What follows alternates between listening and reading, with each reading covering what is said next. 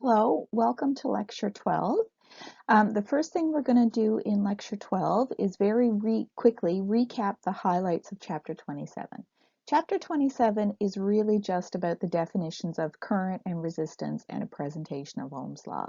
I expect all this stuff is pretty familiar to you, either from Physics 1051 or maybe from a chemistry class.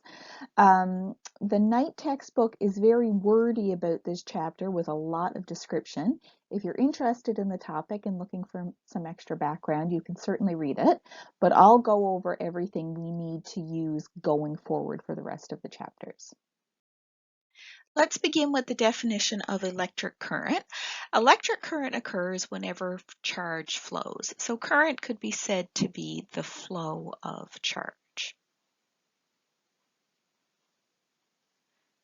Now, what do we mean by charge? What kind of charges can move? The one that probably pops in your mind first is electrons, and electrons do flow easily in conductors, but that's not the only kind of charge that moves around. In plasmas and electrolytes, we have positive ions moving around, so sometimes positive charge flows. Semiconductors are really neat. A thing called holes move around. That's really cool. I remember loving that when I learned about it.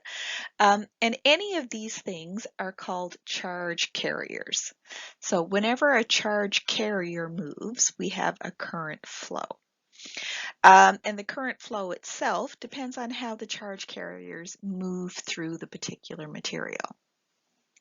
Our symbol for current is an uppercase I. The units for current are amperes, sometimes called amps.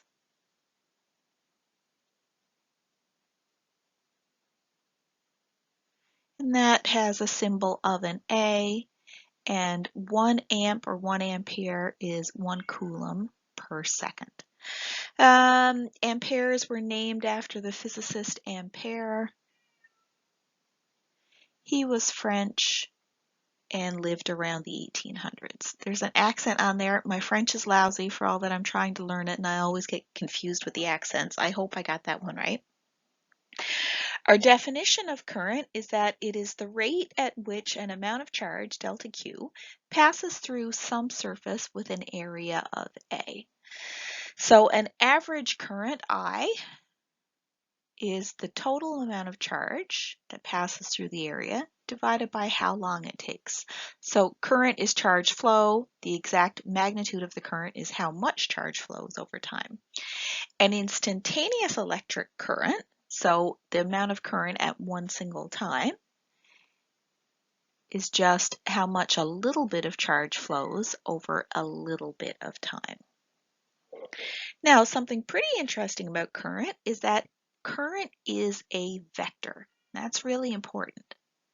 The direction of current flow, and this comes from historical purposes, is the direction of flow of a positive charge.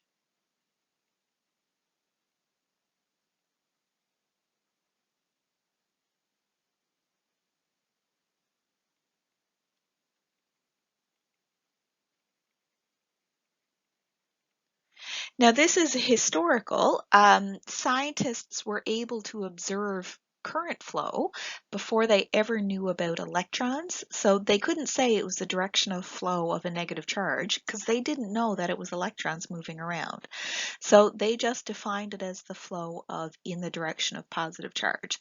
Then all the books got written and all the conventions got designed and nobody has been able to change them since. So we're kind of stuck with it unless you want to modernize all the books. If you did that, you'd probably make a fortune selling them, so it might be worth your time. But at any rate, for this course, we're going to stick with the convention of current flow direction is the direction of flow of positive charge. And then we'll just put in brackets opposite the direction of electron flow.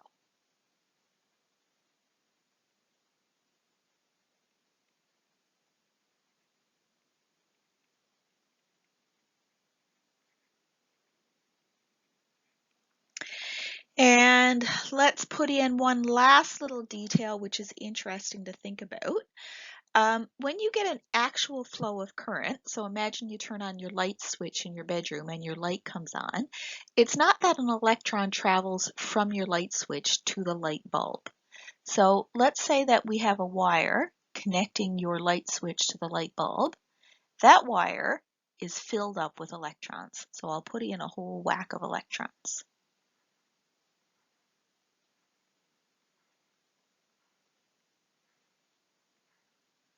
And you turn on your light switch and the electrons start to flow. So at the light switch, you bump one electron, it bumps all the other electrons. So the one at the end nearest your light bulb, that one goes through your light bulb and turns it on. So it's not that one electron moves such a long distance, it's that the flow of them moves. You could also compare it to a water hose. If you turn on your water hose and then you turn off the faucet, when you turn it back on, water will still come out really quickly because the water is still in the hose and the part from the tap pushes out the stuff at the end. So it's kind of like that. Last, you'll see I've copied a clip here from the textbook that talks about current flow, and it talks about why current flows. The book has a nice definition, and we'll do a quick recap on the next slide.